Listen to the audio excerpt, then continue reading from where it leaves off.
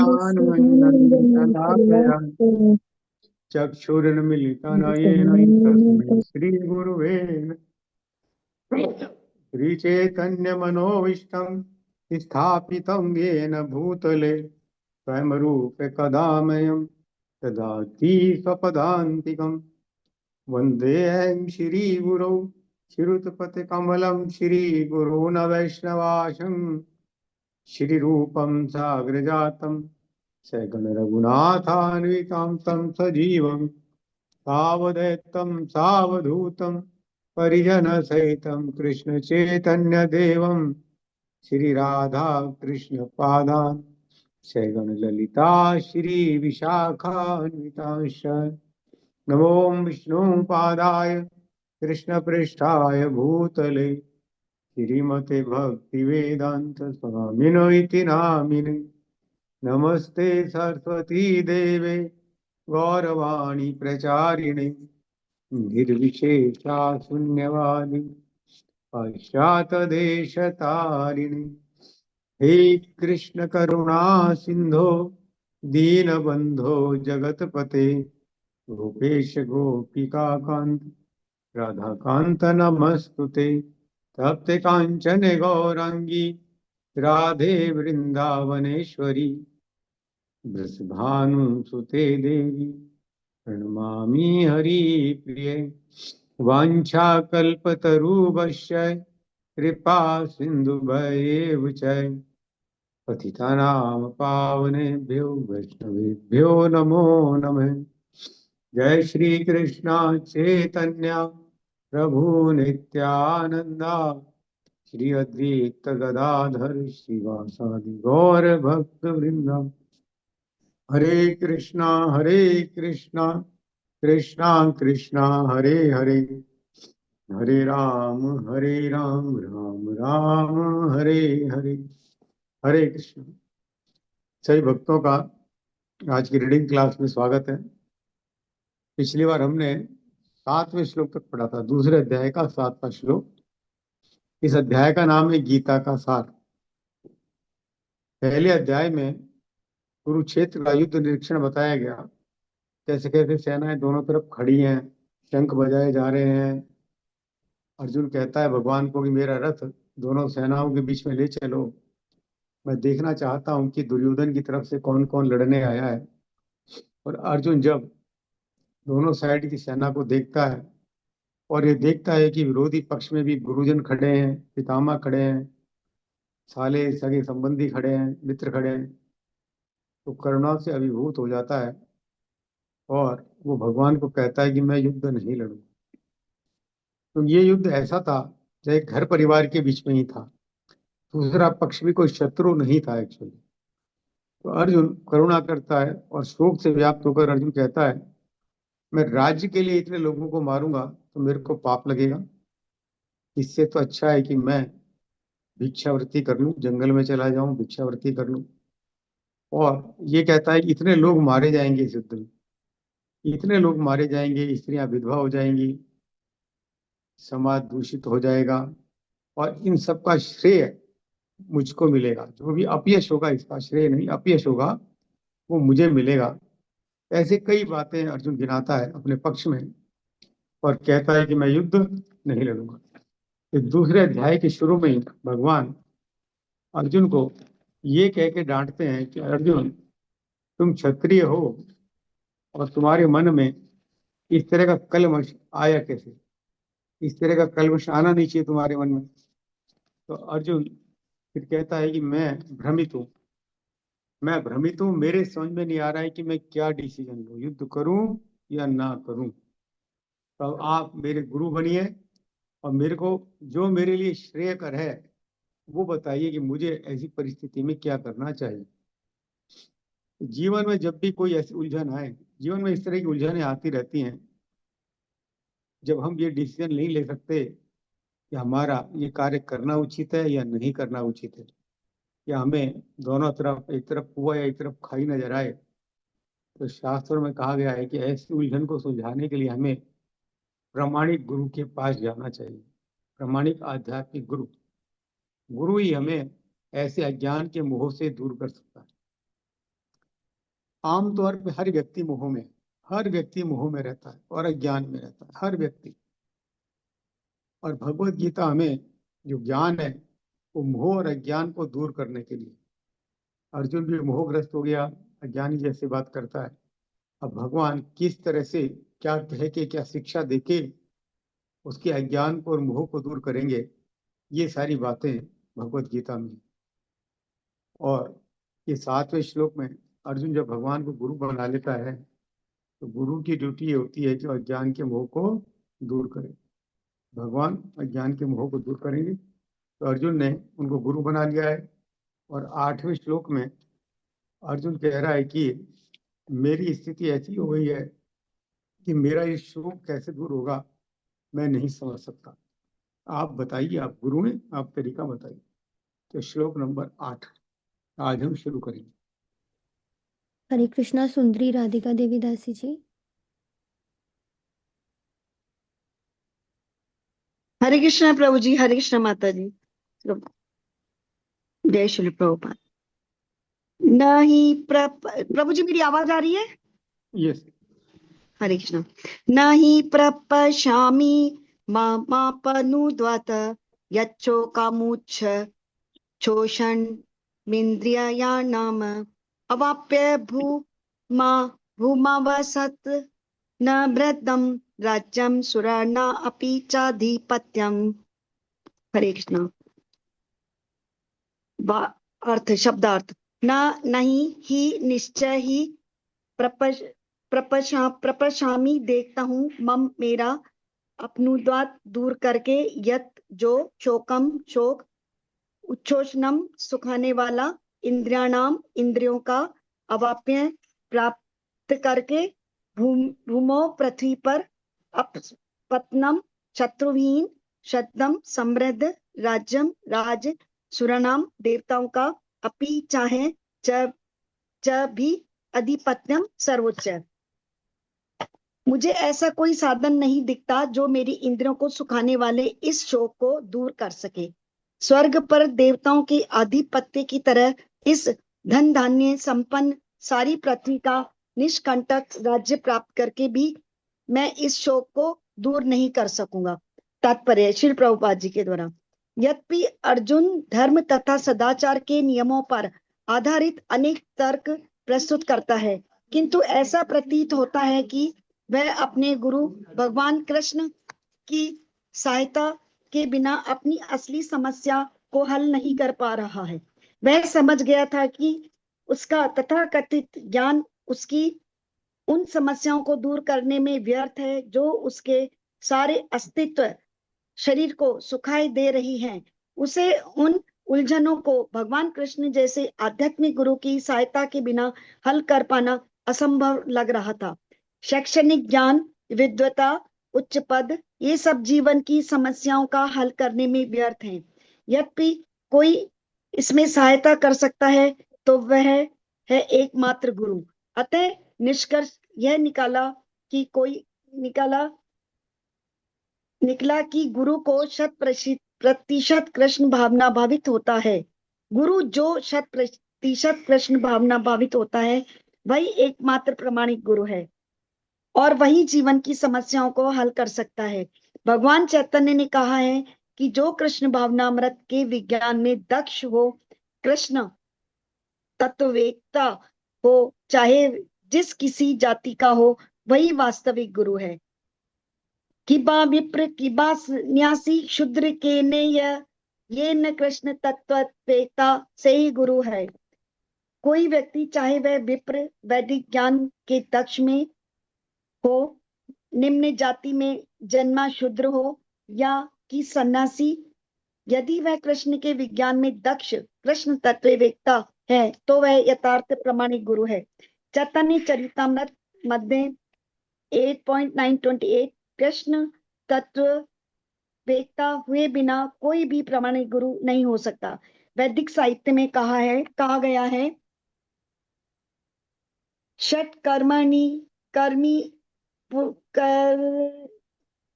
कर्मणि पुनो विप्रो मंत्र विशारद अवैष्णवो गुरुन् स्यात् वैष्णवो क्षव सब पूछो गुरु।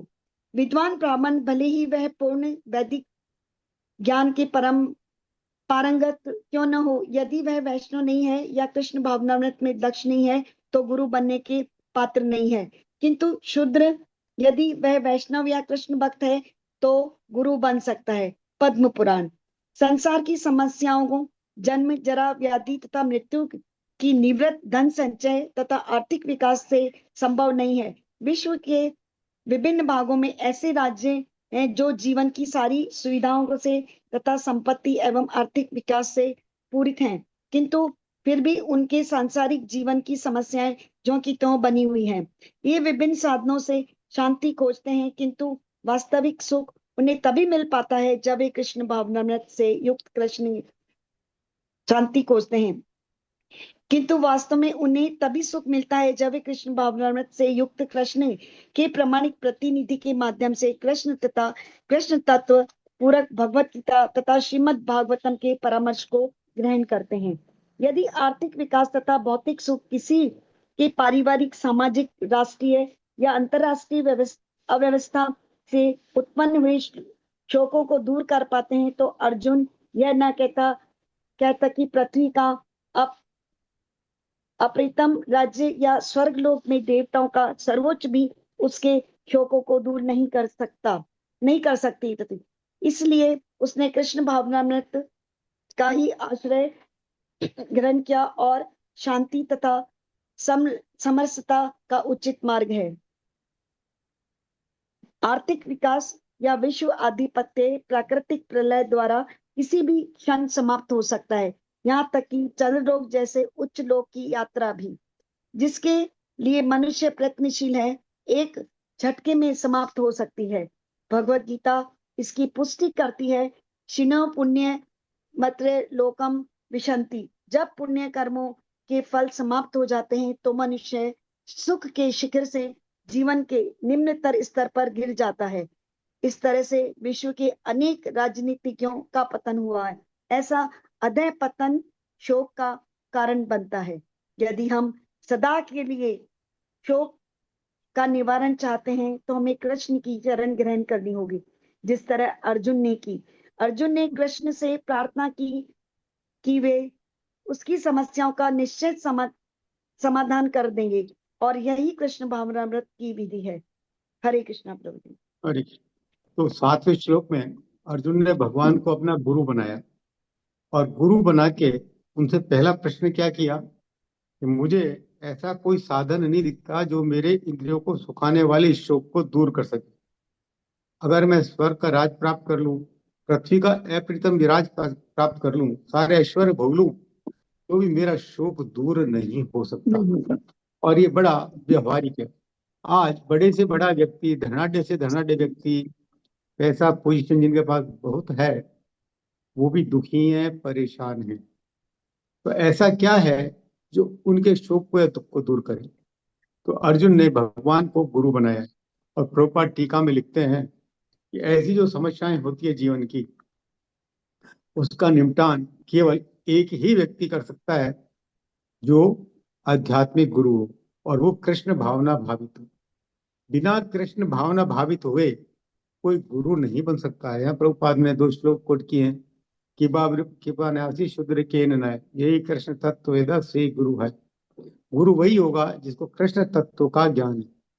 कोई कितना ही सटकर्म निपुण हो, मंत्र तंत्र विशारद हो, कितना ही वेदांती हो, वेदांत पाठ करने वाला हो, अगर कृष्ण तत्व उसको ज्ञान नहीं है तो गुरु नहीं बन सकता। इसके विपरीत चाहे कोई चांडाल ही हो, शुद्र ही हो, और कृष्ण तत्व वेदा है तो वो गुरु बन सकता है। यानी कि भगवान की जो गुरु परंपरा है, जो भगवत भक्ति को जानता है, भगवान को जानता है, वो ही गुरु बन सकता है। और गुरु ही ऐसे शोकों को दूर कर सकता है। अगर आर्थिक समस्या का निपटान केवल आर्थिक विकास ही होता तो आज किसी भी देश में कोई समस्या नहीं होती। प्रोपाट टीका में लिखते हैं विश्व में बड़े धनाढ्य देश हैं, अमेरिका जैसे धनाढ्य देश हैं, जापान, जर्मनी, बड़े बड़े देश हैं जो बहुत पैसे वाले, जहाँ भौतिक दृष्टि से हर सुविधा उपलब्ध है, लेकिन वहां के लोग क्या शोक और मोह में नहीं है? बहुत ज्यादा है। आज भी ऐसा सुनने को मिलता है कि डिप्रेशन की सबसे ज्यादा दवाइयाँ अमेरिका और जापान जैसे देशों में बिकती है, इंडिया में नहीं बिकती इतनी, वहां बिकती है। यानी कि वहां के लोग कहीं ना कहीं मानसिक रूप से हमसे ज्यादा तनाव में हैं। तो ऐसी जो चीजें हैं, जो हमारे कष्ट हैं, जन्म मृत्यु जरा व्याधि जैसे, ऐसे कष्ट आर्थिक विकासों से दूर नहीं होते। ऐसा दूर होता, किसी के पास कोई समस्या होती ही नहीं है। पैसे वाले के पास कोई समस्या नहीं होती, लेकिन हर कोई समस्या में है, दुख में है, कष्ट में है, परेशानी। ये सारी चीजें कृष्ण भावना भावित होने से ही होती है। जब तक हम कृष्ण की शरण ना लें या कृष्ण के प्रतिनिधि की शरण ना लें, ऐसे कष्ट हमारे दूर नहीं हो सकते। तो अर्जुन ने ये प्रश्न किया और अर्जुन अपने रथ पर बैठ गया। अब दो श्लोक संजय कह रहा है। संजय धृतराष्ट्र को भगवत गीता का वर्णन सुना रहा है। संजय ने बताया कि सेना किस तरह से तैयार हुई। फिर संजय ने ये बताया कि अर्जुन ने भगवान से कहा कि मेरा रथ दोनों सेनाओं के बीच में ले जाओ। और फिर अर्जुन की और भगवान कृष्ण की कुछ वार्ताएं हुई, और अब अर्जुन प्रश्न करके अपने रथ पर बैठ गया है। तो अब संजय दो श्लोक बोल रहे हैं, उसके बाद भगवान शुरू करेंगे अर्जुन को ज्ञान देना। तो दूसरा अध्याय है, इसमें गीता का पूरा सार दिया गया है। आगे आगे अर्जुन और प्रश्न करेगा एक एक टॉपिक को लेके, और भगवान उसके अनुसार उत्तर देंगे। तो नए नए अध्याय आगे खुलेंगे। तो अभी संजय उवाच, श्लोक नंबर 9। मदन मोहन प्रभु जी, हरे कृष्ण। हरे कृष्ण प्रभुजी, हरे कृष्ण माताजी। संजय उवाच एवमुक्त्वा ऋषिकेशं गुडाकेशः परन्तपः न योत्स इति गोविन्दमुक्त्वा तृष्णिं बभूवः।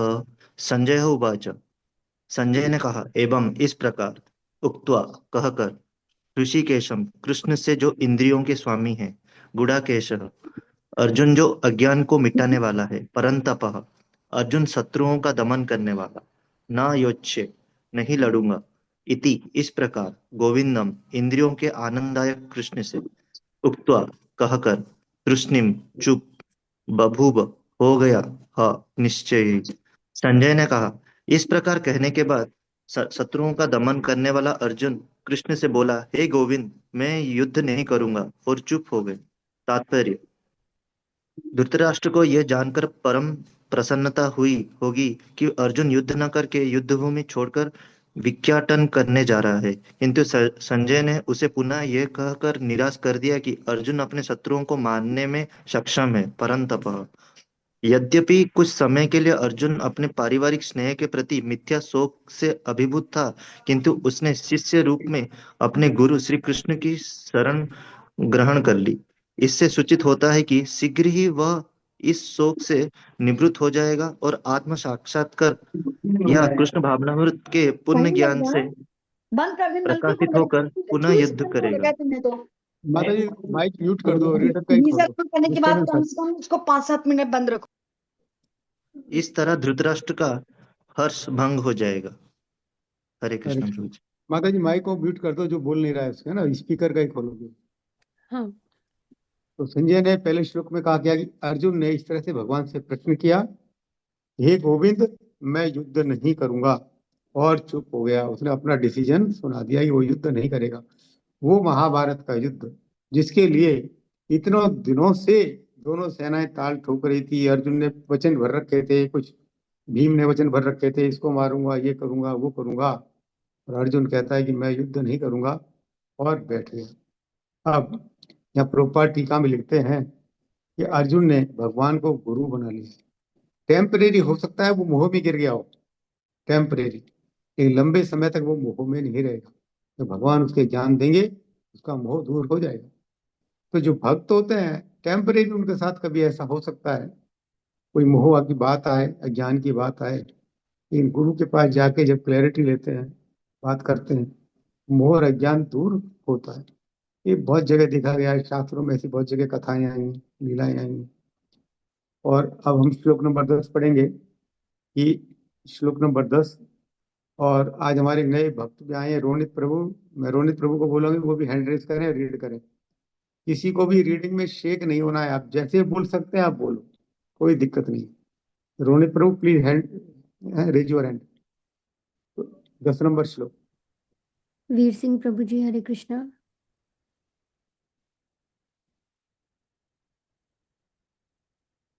थोड़ी देर बाद कॉल कर लेना, नहीं सुन रहे। ठीक है, अंजलि माता जी आप पढ़िए। हरे कृष्णा प्रभु जी। हरे कृष्णा माता जी।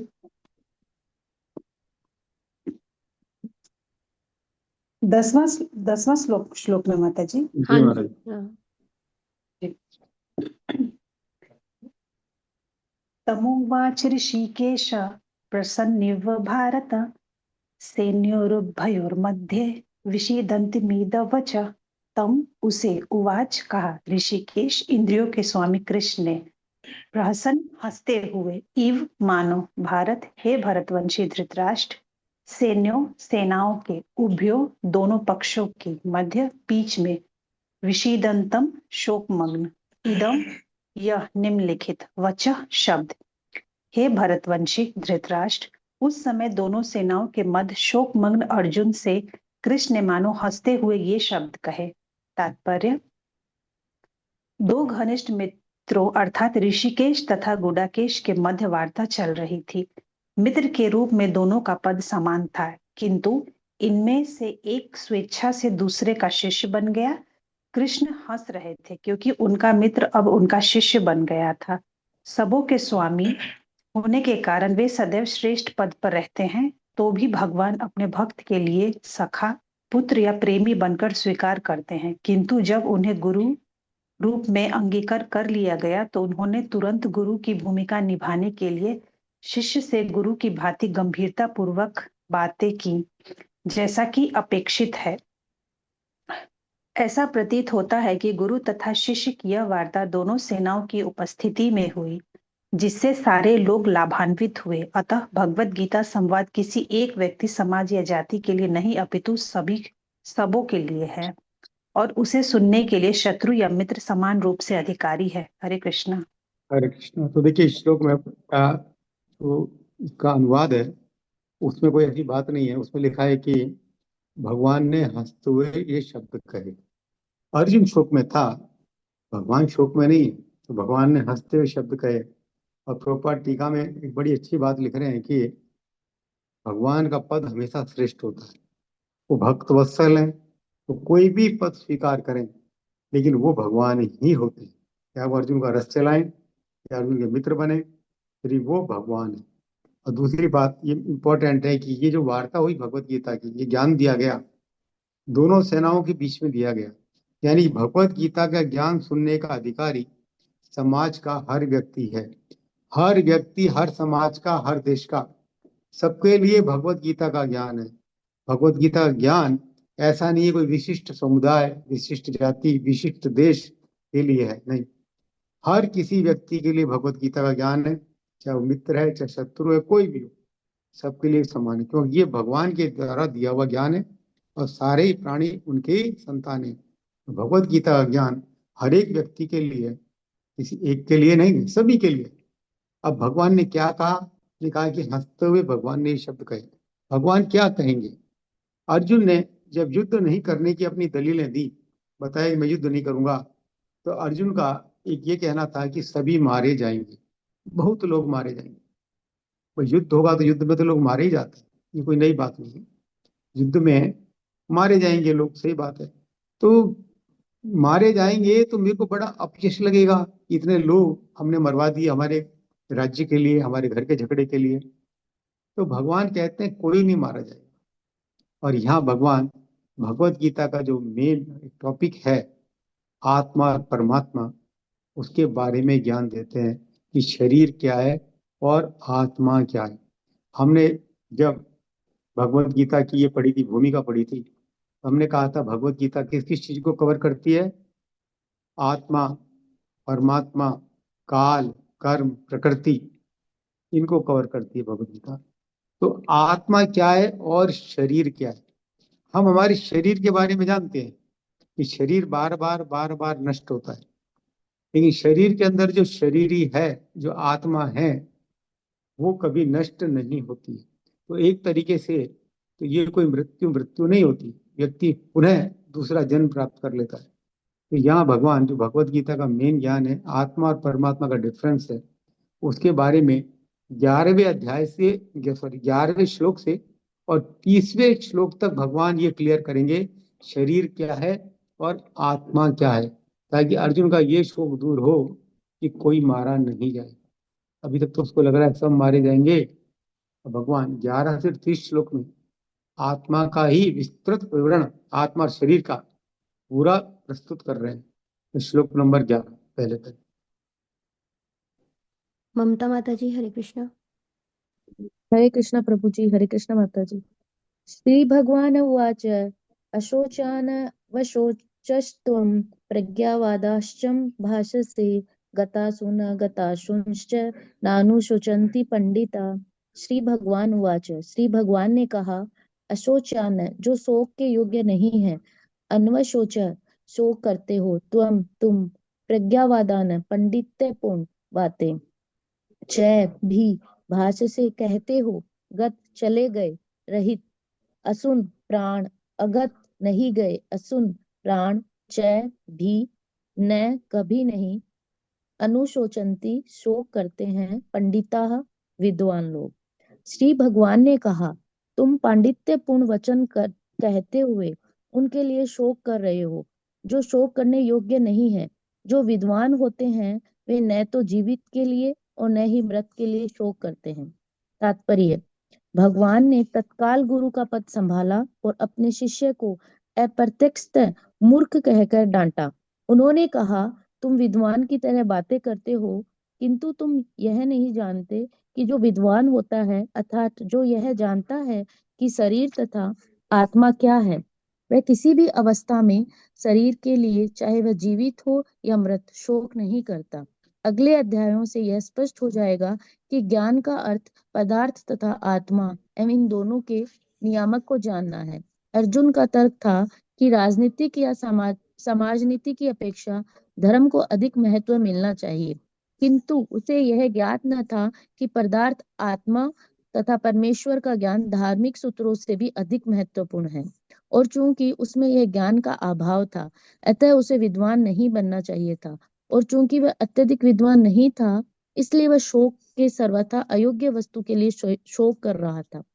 यह शरीर जन्मता है और आज या कल उसका विनाश निश्चित है। अतः शरीर उतना महत्वपूर्ण नहीं है जितना कि आत्मा है। जो इस तथ्य को जानता है वही असली विद्वान है और उसके लिए शोक का कोई कारण नहीं हो सकता। हरे कृष्ण। तो भगवान कह रहे हैं कि अर्जुन, तुम बात तो पांडित्यपूर्ण कर रहे हो, पांडित्यपूर्ण बात कर रहे हो। अर्जुन ने कितनी कितनी बातें की थी।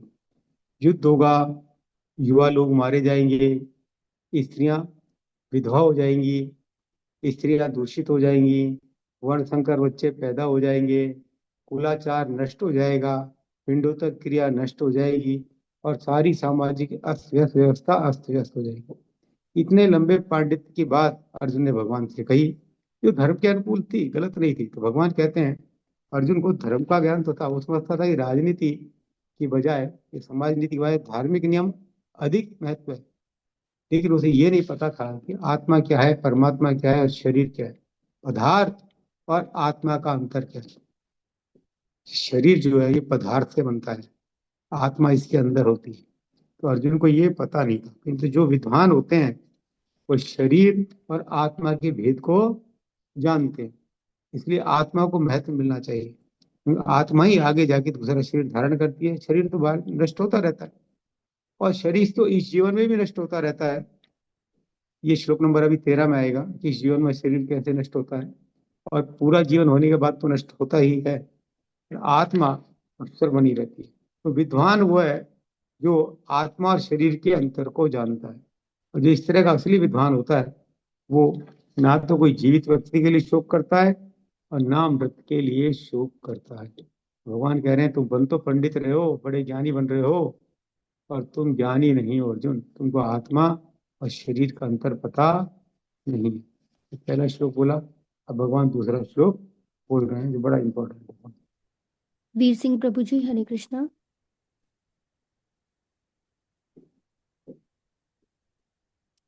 प्रभु जी। माता जी, इधर शोर बहुत हो रहा है, किसी और का नाम बता दीजिए, बोल अच्छा अच्छा, दीजिए। ठीक है। अर्चना माता जी।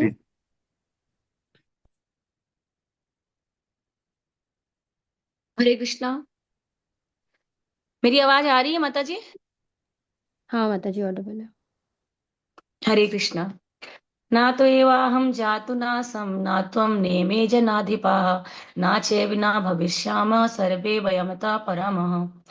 ना नहीं तू लेकिन एव निश्चय ही अहम मैं जातु किसी काल में न नहीं आसम था ना नहीं त्वम तुम ना नहीं इसे ये सब जन अधिपाह राजा गणः ना कभी नहीं च भी एव निश्चय ही न नहीं भविष्याम रहेंगे सर्वे वयम हम सब अतः परम इससे आगे। ऐसा कभी नहीं हुआ कि मैं ना रहा हूं या तुम ना रहे हो अथवा ये समस्त राजा ना रहे हों और ना ही ऐसा है कि भविष्य में हम लोग नहीं रहेंगे।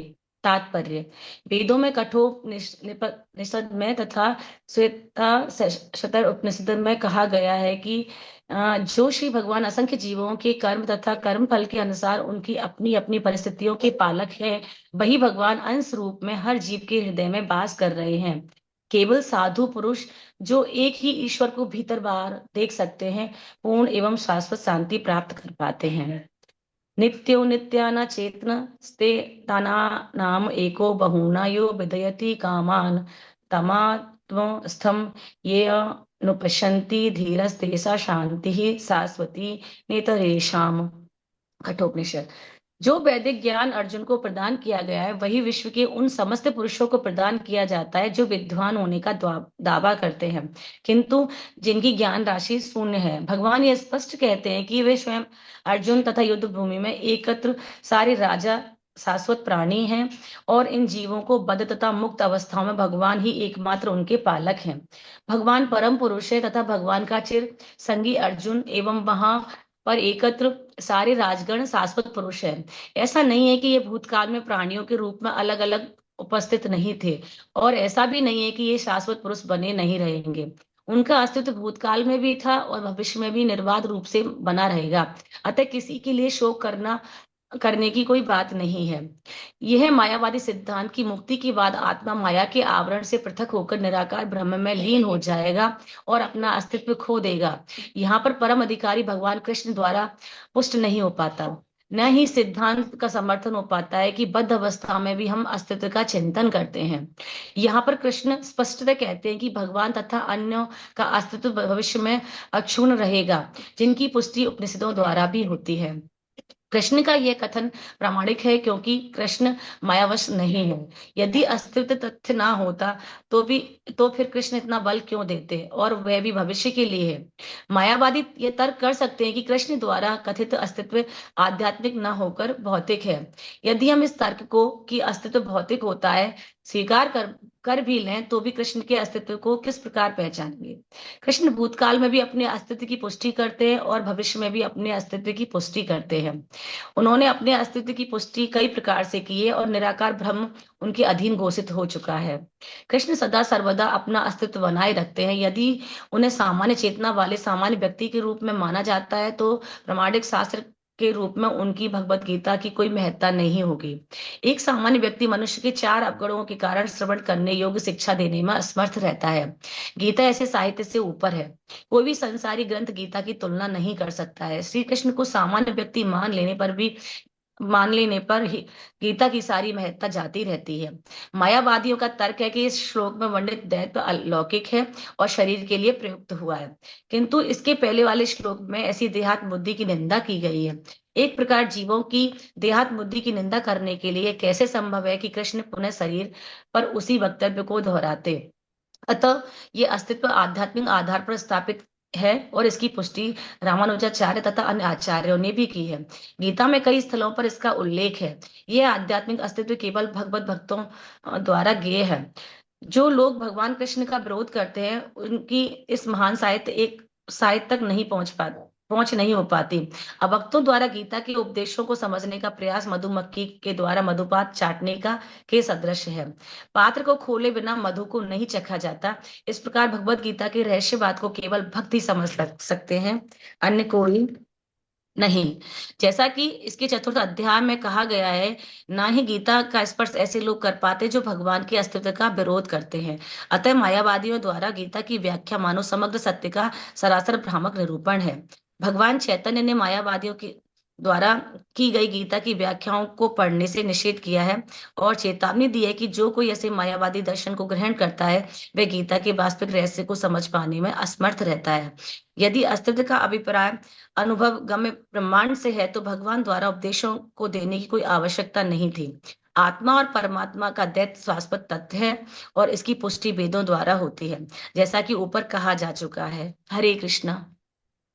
तो भगवान पहले श्लोक में कह रहे हैं कि जो विद्वान होते हैं वो ना तो जीवित के लिए और ना मृत के लिए शोक करते हैं, किसी के लिए नहीं करते। और अब कह रहे हैं कि ऐसा कभी हुआ ही नहीं कि तुम ना रहे हो, ये राजा ना रहे हो, या मैं ना रहा हूं, और आगे भी ऐसा नहीं होगा कि हम ना रहें भविष्य में। यानी कि भगवान ये कह रहे हैं कि हर जीव हमेशा रहता है, कभी समाप्त नहीं होता, सनातन है, जीव सनातन है। भगवान भगवत गीता के 15 अध्याय में बोलेंगे आगे, ममे वांछे जीव लोके जीव भूत सनातन। जीव मेरा ही अंश है और सनातन है। सनातन का अर्थ है शाश्वत है, जो कभी नष्ट नहीं होता। जो नष्ट होता है वो शरीर होता है, आत्मा नष्ट नहीं होती, और आत्मा फिर से एक दूसरा शरीर धारण कर लेता है। तो हमारा रूप बदला है, पर हम पहले भी थे, आज भी हैं, और हम आगे भी रहेंगे।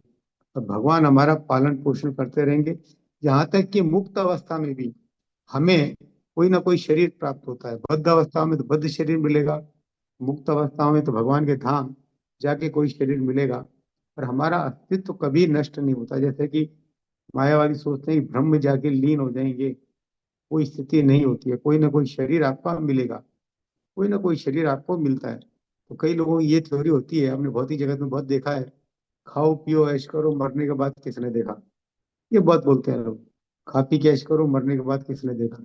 अरे भाई, मरने के बाद भी तुम्हारे जो कर्म है, संचित कर्म है, वो तुम्हारी आत्मा के आसपास रहते हैं, तुम्हारे दूसरे शरीर का निर्धारण करते हैं, और आपको उन कर्मों को भोगना पड़ता है।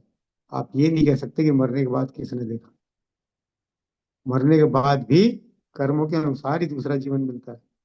इसलिए कोई बड़ा सुंदर होता है, कोई कुरूप होता है, कोई धनाढ्य के पैदा होता है, कोई गरीब के पैदा होता है। होते होते बच्चे में इतने अंतर क्यों हो जाते हैं?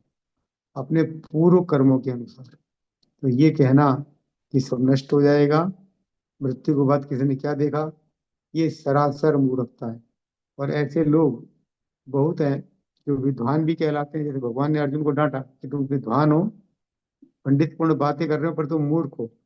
ऐसा भी आजकल काफी है कि लोग गीता की टीकाएं अपने अपने हिसाब से लिखते हैं, पर कृष्ण को भगवान नहीं मानते।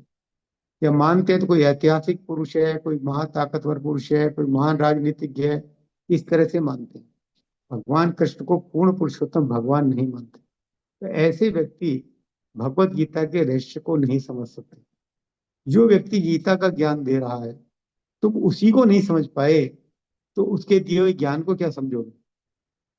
नहीं समझ सकते।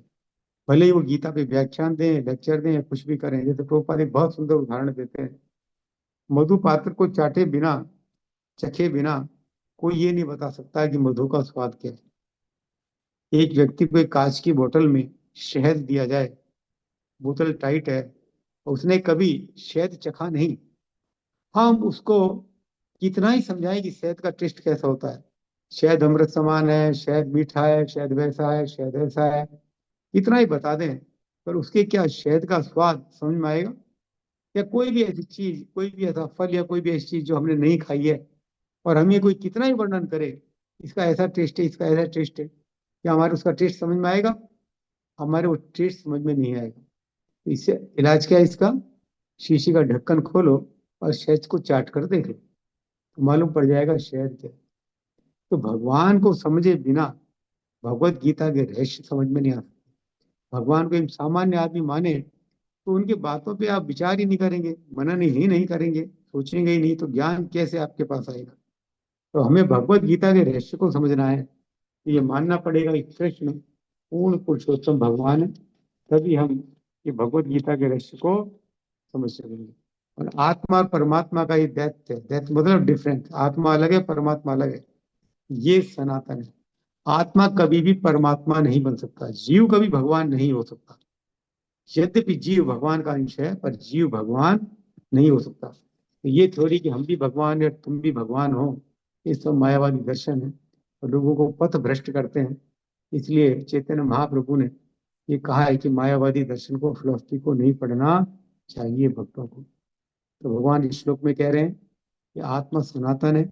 जो राजा खड़े हैं, तुम खड़े हो, मैं खड़ा हूं, हम कल भी थे, आज भी हैं और हम आगे भी रहेंगे।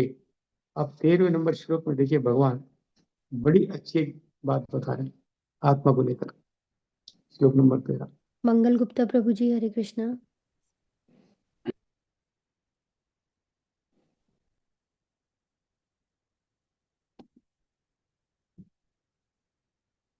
प्रभु जी आप, हाँ अब आ रही है, हाँ अब आ रही हाँ। है। हरे कृष्णा प्रभु जी। ये 13वां श्लोक पढ़ना है ना प्रभु हाँ जी? हाँ। हाँ। हरे कृष्णा प्रभु, हरे कृष्ण। देनो अस्मित न देहे कौमार व्योमनम जरा तथा देहांत प्राप्त न मुहेति दयेन शरीरधारी की अस्मिन इसमें यथा जिस प्रकार देह शरीर में कौमारम बाल्यावस्था, यौवनम यौवन तारुण्य, जरा वृद्धावस्था तथा उसी प्रकार देह अंतर शरीर के स्थानांतरण की प्राप्ति उपलब्धि धीर धीर व्यक्ति तत्र उस विषय में न कभी नहीं मुएति मोह को प्राप्त होता है। जिस प्रकार शरीरधारी आत्मा इस वर्तमान शरीर में बालावस्था से तरुणावस्था में और फिर वृद्धावस्था में निरंतर अग्रसर होता रहता है, उसी प्रकार मृत्यु होने पर आत्मा दूसरे शरीर में चला जाता है।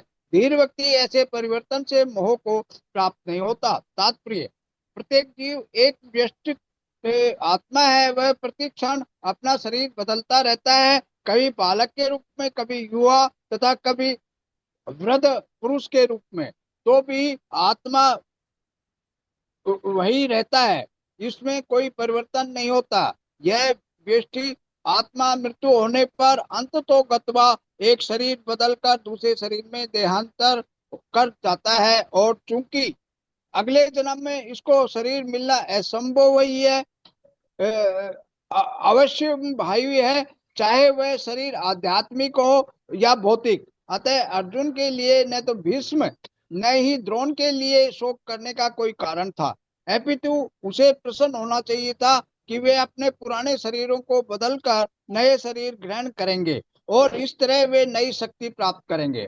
ऐसे शरीर परिवर्तन से जीवन में किए कर्म के अनुसार नाना प्रकार के सुखोपभोग या कष्टों का लेखा हो जाता है। क्योंकि भीष्म व द्रोण साधु पुरुष थे, इसलिए अगले जन्म में उन्हें आध्यात्मिक शरीर प्राप्त होंगे, नहीं तो कम से कम उन्हें स्वर्ग में भोग करने के अनुरूप शरीर तो प्राप्त हो गए ही। अतः दोनों ही दशाओं में शोक का कोई कारण नहीं था। जिस प्रकार को व्यष्टि आत्मा, परमात्मा तथा भौतिक तथा आध्यात्मिक प्रकृति का पूर्ण ज्ञान होता है, पूर्ण ज्ञान होता है, वह धीर कहलाता है। ऐसा मनुष्य कभी भी शरीर परिवर्तन द्वारा ठगा नहीं जाता।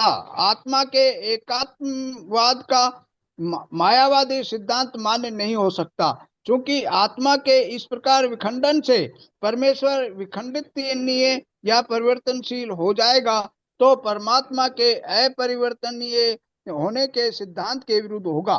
गीता में पुष्टि हुई है कि परमात्मा के खंडों का शाश्वत सनातन अस्तित्व है, जिन्हें क्षर कहा जाता है, अर्थात उनमें भौतिक प्रकृति के गिरने की प्रवृत्ति होती है। ये भिन्न अंश खंड नित्य भिन्न रहते हैं, यहाँ तक कि मुक्ति के बाद भी व्यष्टित आत्मा जैसे का तैसा भिन्न अंश बना रहता है, किंतु एक बार मुक्त होने पर वह श्री भगवान के साथ सच्चिदानंद रूप में रहता है। परमात्मा पर प्रतिबिंबवाद का सिद्धांत व्यवहारत किया जा सकता है। जो प्रत्येक शरीर में विद्वान रहता है, वह व्यष्टि जीव से भिन्न होता है।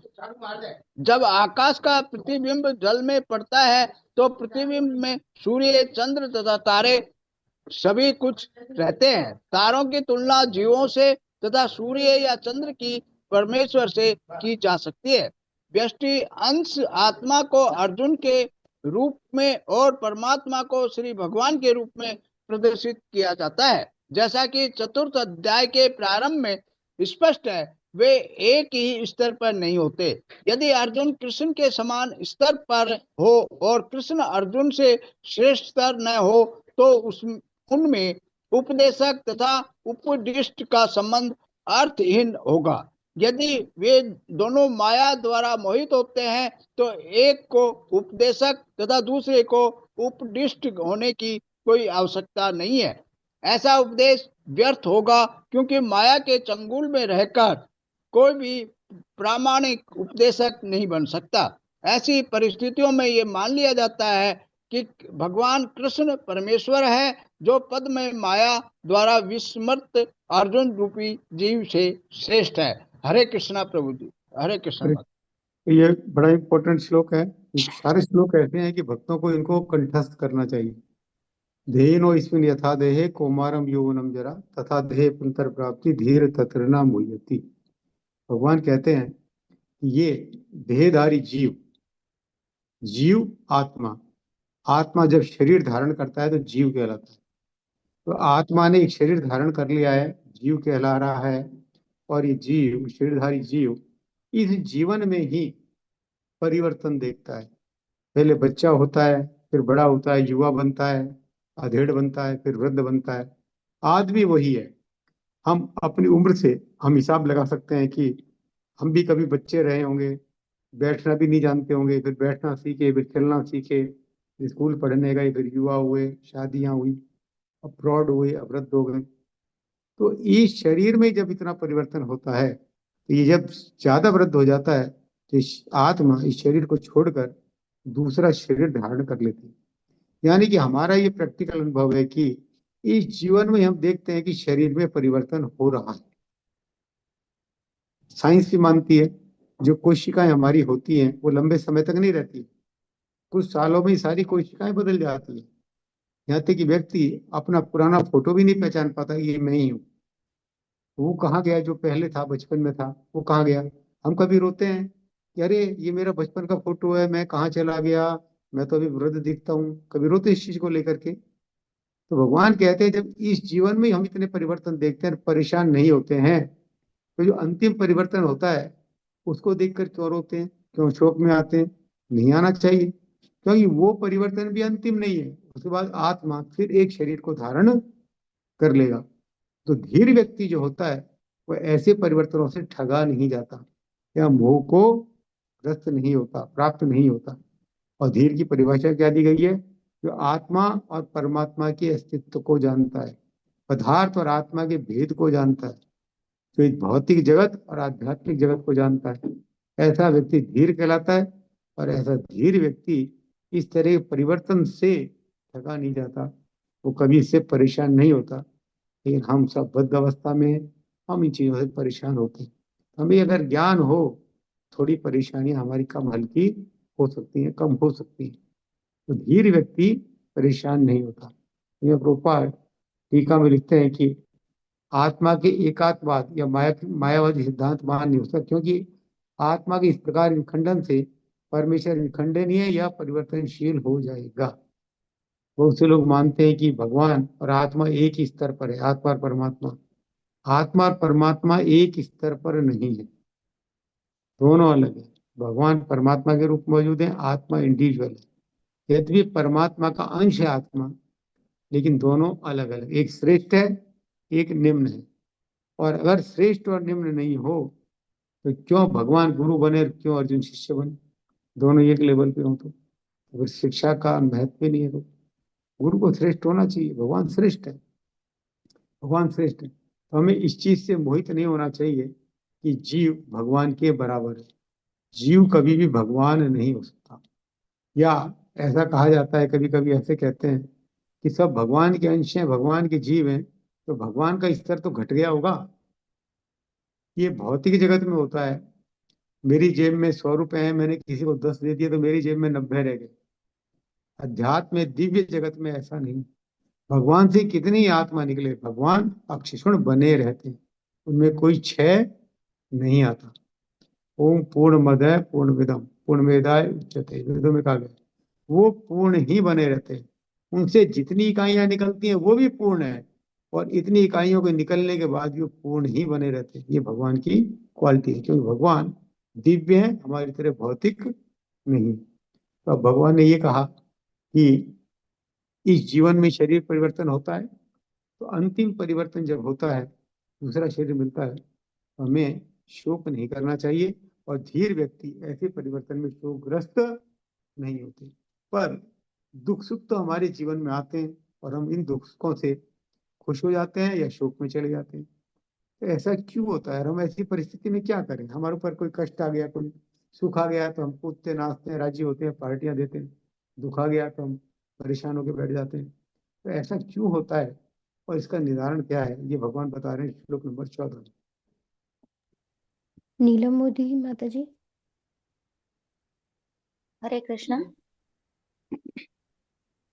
मात्रा स्पर्शास्तु कौन्तेय शीतोष्ण सुख दुःखदा आगमापायिनो नित्यस्ता अस्ति तीक्षस्व भारतः। मात्रा स्पर्श इंद्रिय विषय तू केवल कौन्तेय हे कुंती पुत्र शीत जाड़ा उष्ण ग्रीष्म सुख सुख दुख तथा दुख दा देने वाला आगम आना अपायिन जाना अनित्या क्षणिक तान उनको तितिक्षस्व सहन करने का प्रयत्न करो। भारत हे भरतवंशी, हे कुंती पुत्र, सुख तथा दुख का क्षणिक उदय तथा काल क्रम में उनका अंतर्धान होना सर्दी तथा गर्मी की ऋतुओं के आने जाने के समान है। हे भरतवंशी, वे इंद्रिय बोध से उत्पन्न होते हैं और मनुष्य को चाहिए कि अविचल भाव से उनको सहन करना सीखे। तात्पर्य, कर्तव्य निर्वाह करते हुए मनुष्य को सुख तथा दुख के क्षणिक आने जाने का सहन करने का अभ्यास करना चाहिए। वैदिक आदेशानुसार मनुष्य को माघ मतलब जनवरी फरवरी के मास में भी प्रातःकाल स्नान करना चाहिए। उस समय अत्यधिक ठंड पड़ती है, किंतु जो धार्मिक नियमों का पालन करने वाला है वह स्नान करने में तनिक भी झिझकता नहीं। इसी प्रकार एक गृहिणी भीषण से भीषण गर्मी की ऋतु में मई जून के महीनों में भोजन पकाने में हिचकती नहीं। जलवायु संबंधी असुविधाएं होते हुए भी मनुष्य को अपना कर्तव्य निभाना होता है। इसी प्रकार युद्ध करना क्षत्रिय का धर्म है, अतः उसे अपने किसी मित्र या परिजन से भी युद्ध करना पड़े तो उसे अपने धर्म से विचलित नहीं होना चाहिए। मनुष्य को ज्ञान प्राप्त करने के लिए धर्म के विधि विधान पालन करने होते हैं, क्योंकि ज्ञान तथा भक्ति से ही मनुष्य अपने आप को माया के बंधन से छुड़ा सकता है। अर्जुन को जिन दो नामों से संबोधित किया गया है वे भी महत्वपूर्ण है। कौन्तेय कहकर संबोधित करने से ये प्रकट होता है कि वह अपनी माता की ओर मातुकुल से संबंधित है, और भारत कहने से उनके पिता की ओर पितृकुल से संबंध प्रकट होता है। दोनों ओर से उसको महान विरासत प्राप्त है। महान विरासत प्राप्त होने के फल स्वरूप कर्तव्य निर्वाह का उत्तरदायित्व आ पड़ता है, अतः अर्जुन युद्ध से विमुख नहीं हो सकता। हरे कृष्णा। हरे कृष्ण। आगे पढ़ो। नहीं, अब यहाँ देखिए, अर्जुन अभी शोकग्रस्त है, शोकग्रस्त है। हमारे जीवन में ऐसा कई बार होता है कि हम भी शोकग्रस्त होते हैं, और कई बार ऐसा होता है कि हमारे जीवन में सुख की घड़ी आती है। हमारी स्थिति दोनों में क्या बराबर रहती है? बराबर नहीं रहती। हम जो स्थिति हमारी सुख में होती है वो दुख में या शोक में हमारी स्थिति नहीं। ऐसा क्यों होता है? ये सुख या दुख हमें फील क्यों होते हैं? सर्दी या गर्मी आती है, हमें क्यों फील होती है? अभी सर्दी आ रही है, हम सबको ठंड लग रही है, भयंकर ठंड लग रही है। ये बात अलग है, किसी को थोड़ी कम लगती है, किसी को थोड़ी ज्यादा लगती है। गर्मी किसी को कम लगेगी, किसी को थोड़ी ज्यादा लगेगी। लेकिन गर्मी है तो सबको गर्मी लगेगी, सर्दी है तो सबको सर्दी लगेगी। किसी को पर दुख कष्ट आता है तो सभी को दुख फील होता है, कम ज्यादा हो सकता है। सुख आता है तो सबको फील होता है। ऐसा क्यों होता है? इसकी जड़ क्या है? तो भगवान कहते हैं, मात्रा स्पर्श तू कौन्ते, हे कुंती पुत्र। मात्रा मतलब इंद्रियां। ये इंद्रियों विषयों की वजह से ऐसा होता है। इंद्रियों को भोग भोगने की आदत होती है। हर इंद्रियां अच्छा अच्छा खाना चाहती हैं, अच्छा पहनना चाहती हैं, अच्छा सुनना चाहती हैं, अच्छा सूंघना चाहती हैं, अच्छा देखना चाहती हैं। ये इंद्रियों का स्वभाव है। और जब इंद्रियों की कोई अनुकूल चीज होती है तो इंद्रियां सुख फील करती हैं, और इंद्रिय विषयों की कोई प्रतिकूल चीज होती है तो इंद्रियां दुख फील करती हैं और कष्ट फील करती हैं। क्योंकि इंद्रियां भौतिक है, इंद्रियां दिव्य नहीं है, भौतिक है। और ये हमें सुख और दुख व्यक्त करने का साधन है हमारा, ये करती है। लेकिन भगवान कहते हैं कि ये सुख और दुख जीवन में ऐसे ही आते हैं जैसे ऋतुएं बदलती हैं। अभी भयंकर ठंड पड़ रही है, सर्दी पड़ रही है, लेकिन हम जानते हैं कि लास्ट लॉन्ग नहीं है। ये और 10-20 दिन की बात है, फिर हल्की पड़ेगी, ये पड़ेगी, और अप्रैल से फिर गर्मी शुरू हो जाएगी। और गर्मी कितनी भयंकर हो, उसके बाद फिर बारिश हो जाएगी जो उसको दबाएगी, फिर सर्दी शुरू हो जाएगी। तो सुख और दुख भी हमारी इंद्रिय विषयों की अनुभूति हैं, उनसे उत्पन्न होते हैं, और ये परमानेंट नहीं रहते। आप अपनी लाइफ में देख लीजिए, आपके जीवन में अभी तक कितने कष्ट आए होंगे, चले गए होंगे, कितने सुख आए होंगे, वो भी चले गए होंगे। कितनी बीमारियां आई होंगी, आप बहुत परेशान भी रहे होंगे, कभी अस्पताल में भर्ती भी रहे होंगे, आपको बड़ी परेशानी हुई होगी, लेकिन अब हो गई, आप भूल गए। आपने पढ़ाइयाँ की होंगी, एग्जाम दिए होंगे, रातों रात मेहनत की होगी, उस मेहनत को हम भूल गए, हमने कितनी मेहनत की थी उसके लिए। तो ये सब इंद्रिय विषय हैं, ये काल क्रम में आते हैं और काल क्रम में चले जाते हैं। तो इसमें क्या होगा, शांत तितिक्षा भारत है। हे भरतवंशी, इनको सहना सीखो। और कोई इलाज भी आपके पास नहीं। अगर हम सहना नहीं सीखेंगे, रोएंगे, परेशान होंगे, दुखी होंगे, तो हम अपने आप को ही कष्ट बढ़ाएंगे, कष्ट देंगे, और कोई इलाज इसका, ये सहन करना ही पड़ेगा।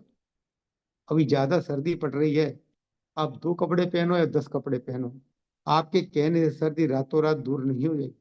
आप हीटर लगाओ या कुछ चलाओ, घर से बाहर निकलोगे तो ठंडी है, शीतलहर ही चल रही है। तो हमारे शोक करने से वो चीज दूर होने वाली नहीं, पर काल क्रम में वो अपने आप दूर हो जाए। इसलिए कहा जाता है कि काल हर दुख को समाप्त कर देता है। किसी के ऊपर कितना ही दुखों का पहाड़ गिरे, कोई परेशानी हो, कि लॉन्ग रन में वो सब चीजें भूल में पड़ जाती हैं, काल सब भुला देता है। तो भगवान यही कहते हैं कि ये सुख और दुख होते हैं, इंद्रिय भोग, इंद्रिय विषयों से उत्पन्न होते हैं, और काल क्रम में ही अपना आप चले जाते हैं। तो उनको, जो समझदार व्यक्ति है, उसको चाहिए कि उन्हें सहना सीखे। ये भगवान अर्जुन को कह रहे हैं कि अब ये युद्ध आ गया है तो आ गया है, इसको सहना सीखो, करो इसको, होगा जो देखा जाएगा।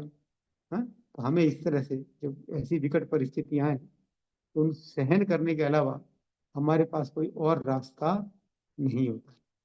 अभी आगे आगे भगवान 14 श्लोक हमने पढ़ा है, 30 श्लोक तक आत्मा और शरीर का एक विशद विवरण करेंगे। बड़ा सुंदर ध्यान है भगवत गीता का। शुरू में, भगवत गीता के शुरू में भगवान आत्मा और परमात्मा और शरीर के बारे में बताते हैं। तो बेसिक चीज है, जिससे कि हम ये आत्म साक्षात्कार कर सकें कि हम ये शरीर नहीं है, हम आत्मा है। आत्म साक्षात्कार के बाद होता है भगवत साक्षात्कार, भगवान कौन है, और वो भगवान कौन है, भगवत साक्षात्कार, वो गीता के मध्य में आते हैं। और फिर भगवत प्रेम, वो बात की बात होती है, सीधे ही भगवत प्रेम प्राप्त नहीं होता। अभी आत्मा की बातें चल रही हैं, अगले वीक ये कंटिन्यू रहेगी। आज हम इसको यहाँ रोकते हैं। आज जो हमने पढ़ाया, इससे संबंधित किसी भक्त का कोई प्रश्न है तो ले सकते हैं। आपका प्रश्न है तो माता जी, हैंड रेज कीजिए।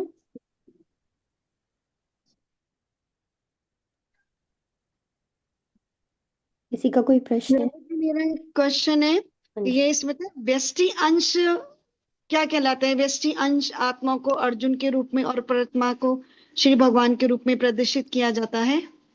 व्यक्ति मतलब माइक्रो, सूक्ष्म, एकदम सूक्ष्म। सूक्ष्म, हाँ, अच्छा, माइक्रो माइक्रो, अच्छा, सूक्ष्म। होता है ना, माइक्रो इकोनॉमिक्स, मैक्रो इकोनॉमिक्स, सूक्ष्म अर्थशास्त्र, इस तरह तक शास्त्र से। तो हाँ, जीव जो है, अर्जुन जीव है और भगवान का एक अंश है, सूक्ष्म अंश, जैसे हम। थैंक यू प्रभु जी। मुझे कोई हैंड रेज अभी नहीं है। अभी अभी हमने ये पढ़ाया था कि काल क्रम में अपना आप सुख दुख चले जाते हैं। तो भक्तों को ऐसा तो नहीं लग रहा है कि प्रश्न उत्तर तो ऐसे ही आते जाते हैं, क्यों पूछे जाएं? अरे कोई प्रश्न पूछ नहीं रहा है ना, इसलिए बोल रहा हूँ मैं। चलो ठीक है माता जी, देखिए किसी का प्रश्न है या ममता माता जी, रमा आपका माता जी प्रश्न है? आएंगे? ममता माता जी का है। ममता हरे माता जी कृष्णा का। प्रभु जी, दंडवत प्रणाम। यस माता जी।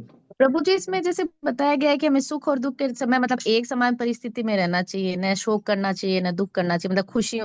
तो जैसे कई बार जैसे अपने किसी प्रिय की या जैसे अपने फादर की डेथ हो जाती है, तो अपन जैसे दुख तो हो ही जाता है, मतलब रोना तो आ ही जाता है, मतलब वो चीज इसके लिए मुझे पूछना है कि जैसे सुख के अंदर तो अपन अपनी भावनाओं को कंट्रोल कर लेते हैं, ठीक है, ज्यादा एक्साइटेड नहीं होना, लेकिन कई बार ऐसे दुख वाली जैसे परिस्थिति होती है ऐसी वाली, तो उसके अंदर कैसे अपने आप को वो करें? देखिए ये बहुत प्रैक्टिकल चीजें हैं। जब आदमी भक्ति में आगे बढ़ता है ना, तो उसको थोड़ा ज्ञान होता है। और ये, और अगर हमें दुख में विचलित होने से रोकना है, हमको सुख में ज्यादा नहीं कूदना चाहिए। जो आदमी सुख में ज्यादा जितना कूदेगा ना, वो थोड़ा भी दुख आने पे उतना ही दुखी होगा। नहीं समझा? सुख हमें, हम्म। आपने कई बार खिलाड़ियों को देखा है, टेनिस खेलते हैं, हाँ। ये खेलते हैं, जीत गए तो दोनों हाथ उठा के ग्राउंड में चक्कर काटेंगे, और जैसे ही हार गए तो बल्ला फेंक के वहीं चले जाएंगे अपना। है, ये आदतें है ना, ये नहीं होनी। और जीत गए तो बढ़िया है भाई, दो खेलेंगे, एक तो जीतेगा ही, क्यों इतना हाउ करना है। तो हमें जो कोई अच्छी बात होती है जीवन में, तो उसके ऊपर इतना खुश ना होना चाहिए। उस पर जितना ज्यादा खुश होंगे ना, जितना कष्ट आएगा, हल्का भी कष्ट आ गया तो हम दुख पा जाएंगे। ये होता है। और ये प्रैक्टिकल चीज क्या है कि जैसे आप गीता अध्ययन करती हैं, आप भक्ति करती हैं, मान लीजिए आपके घर में कोई घटना दुर्घटना घटती है, किसी प्रिय की घटती है, और आप दुखी हैं। आप जिस घर में जा रहे हैं, ये मान के चलिए कि वो तो और भी ज्यादा दुखी होंगे, नहीं, हम्म। वो हमसे ज्यादा दुखी होंगे। पर वहां आप जाके देखेंगे कि आप अपने आप को संभालेंगे और उन्हें आप सांत्वना देंगे। इससे ये लग रहा है कि आप कुछ ज्यादा समझदार हैं, आप कष्ट को इतना फील नहीं कर रहे हैं जितना वो कर रहे हैं। आप उनको शिक्षा देंगे। दुखी तो आपकी होंगे, क्योंकि मनुष्य, थोड़ा शोक होना दुख होना गलत नहीं है, उसके पीछे पागल हो जाना गलत है। नहीं समझे? जी प्रभु जी। इंसान, इंसान पत्थर नहीं है, इंसान में आत्मा है। नहीं, कोई चिन्मय है, इंसान चिन्मय है, वो कोई पत्थर नहीं है। उसके जीवन में सुख या दुख आना उसको फील होगा।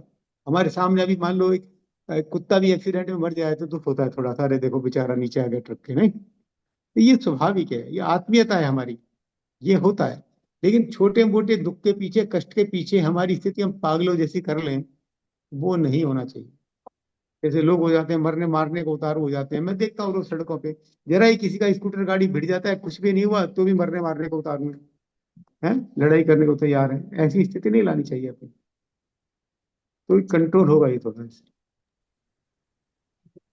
ठीक है प्रभु जी, ओके, थैंक यू, हरे कृष्णा। हरे कृष्ण प्रभु जी। जी माता जी। प्रभु जी, इस पे मैं खाली एक छोटा सा शेयर करना चाहती हूँ कि लोगों को दुख को एक्सटेंड करना या एक्स्ट्रा दिखाना ज्यादा प्रेफर होता है। कि जैसे मैं आपको छोटा सा शेयरिंग कर रही हूँ कि बहुत साल, मतलब 15 साल हो गए मेरे पापा को शांत हुए। मेरे को उस टाइम पे मेरी मदर इन लॉ, मेरी सास ने मुझे कहा था, ऐसी और भी सत्संग जाती है, उन्होंने भी बोला था कि कि हम जब जब हमें कोई हमारे घर आता है, कोई पैदा होता है, तो हम कान्हा मतलब कृष्ण को हम लोग थैंक यू बोलते हैं। तो उस जिस हिसाब से आते हैं वैसे ही चले जाते हैं। तो हम वो क्यों नहीं एक्सेप्ट करते? हमें वो भी एक्सेप्ट करना चाहिए। हमें एक्सटेंड मतलब शोक नहीं करना चाहिए। तो वो बात मैंने मन में रखी, मैंने कहा ठीक है।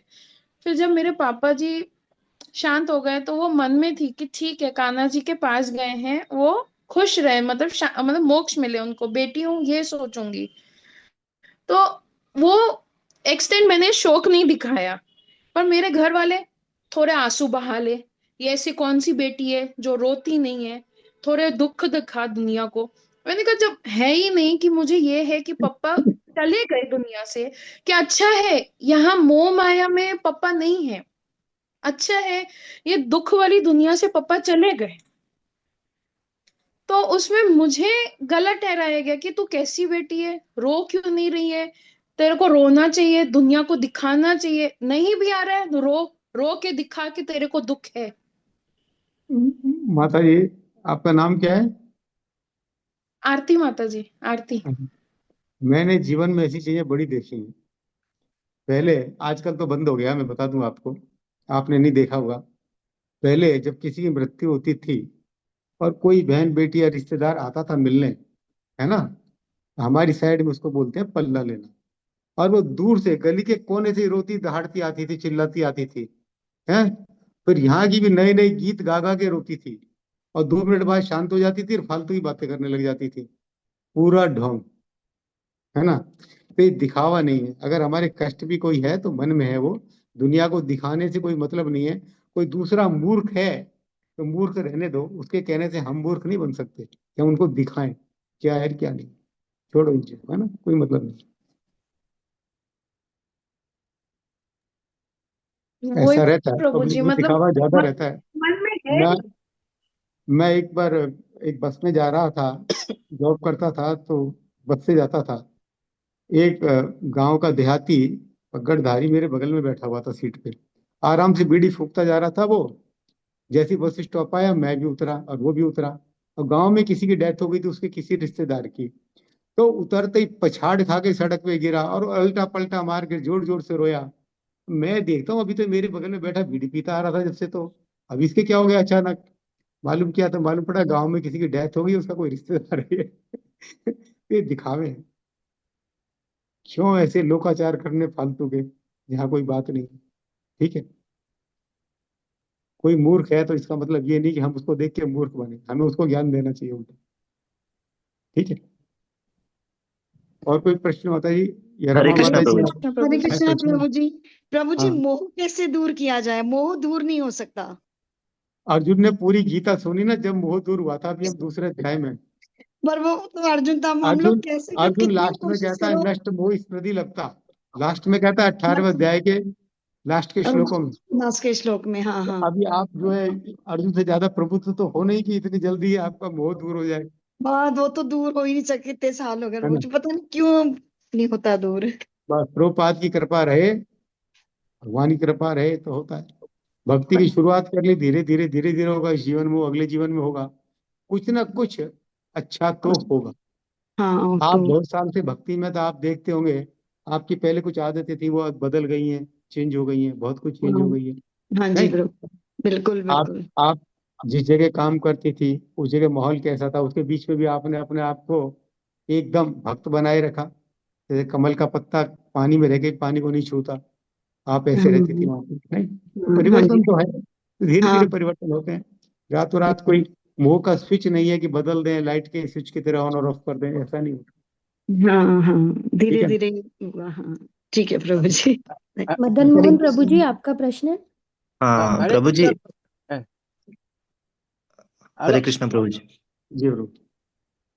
हाँ प्रभु जी, मेरा प्रश्न ये है कि जैसे कि कृष्ण जी ने अर्जुन को बोला है कि तुम्हारा धर्म ये है कि तुम युद्ध करो, क्षत्रिय धर्म है। तो मतलब क्या होता है कि इंसान का धर्म क्या है प्रभु जी? मतलब हर जगह पे चेंज होता जाएगा या क्या है? मतलब कांस्टेंट क्या है प्रभु जी? धर्म तो साक्षात भगवत प्रणीतम, जो भगवान कहते हैं वो ही धर्म है। भगवान ने जो गीता में कहा है उसके हिसाब से चलना, अपने आप को ढालना, वही धर्म है। अर्जुन भी क्षत्रिय है, युधिष्ठिर महाराज भी क्षत्रिय हैं। भगवान अर्जुन को कहते हैं युद्ध करो, तो युद्ध करना अर्जुन का धर्म है।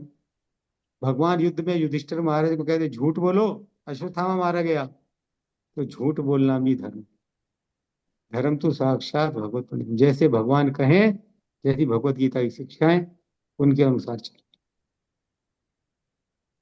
ठीक है प्रभु जी। मतलब खुद का धर्म क्या है वो कैसे आइडेंटिफाई करूं प्रभु जी? खुद का धर्म क्या है? हाँ, मेरा धर्म क्या है, मैं कैसे जीवने आइडेंटिफाई करूं? स्वरूप है नित्य कृष्ण दास। जीव भगवान का दास है, सेवक है। भगवान की सेवा करना ही उसका धर्म है। वो भगवान की सेवा नहीं करेगा तो अधर्म में फंसेगा। तो आप भगवान की सेवा करो, सारे धर्म अपने आप फल हो जाए। और ठीक ये विचार छोड़ दो, ये हिंदू धर्म, मुस्लिम धर्म, सिख धर्म, ये धर्म नहीं है, ये आस्थाएं हैं। है। ठीक है ना। धन्यवाद प्रभु धर्म जी। वो होता है जिसको जीव से विलग नहीं किया जा सके। अगर मीठी चीज नहीं है तो चीनी नहीं कहला सकती। हम कहीं चीनी और मीठी नहीं है तो कोई चीनी कहेगा उसको। नहीं। पानी और बहे नहीं तो पानी नहीं होता। यदि जीव का स्वरूप सेवा करना है, भगवान की सेवा करेगा सुखी रहेगा, तो भगवान की भक्ति करो, सेवा करो, वही धर्म। ये सो कॉल्ड धर्म धर्म नहीं है, इनको कपट या छल धर्म बताया गया है भागवत में। ठीक है ना? ठीक है, हरे कृष्ण, धन्यवाद। हरे हरे कृष्णा प्रभु जी। हरे कृष्णा। ये आप अच्छा है, जो क्वेश्चन आंसर का आप लेते हैं और यहाँ पर भी पूछते हैं और अच्छा ज्ञान होता है।